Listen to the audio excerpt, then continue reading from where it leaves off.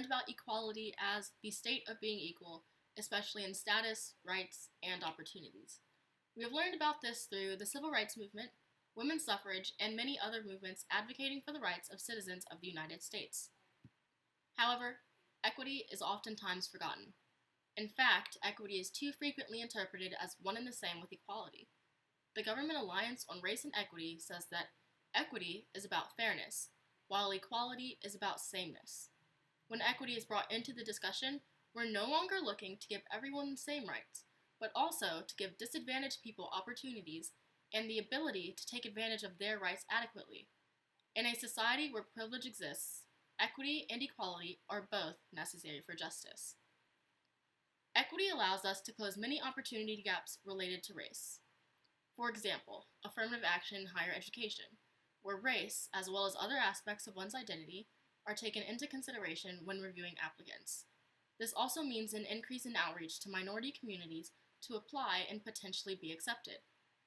Racial equity shows itself in other forms in affirmative action, though, such as transportation accessibility, health care, and access to nutritious foods.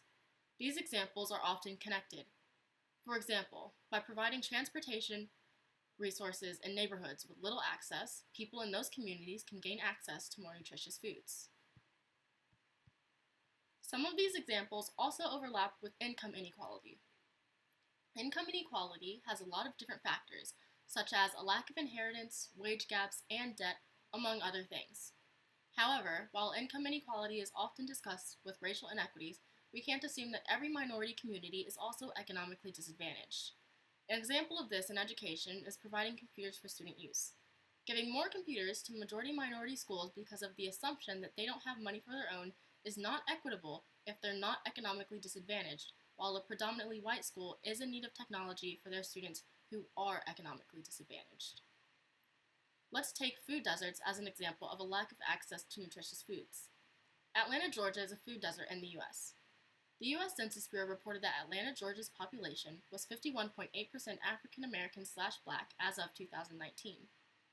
Food deserts are defined by the U.S. Department of Agriculture as low-income communities located more than 1 mile from a reliable source of fresh produce and other healthy whole foods. Where residents of food deserts do shop, the food is often more processed and higher in price.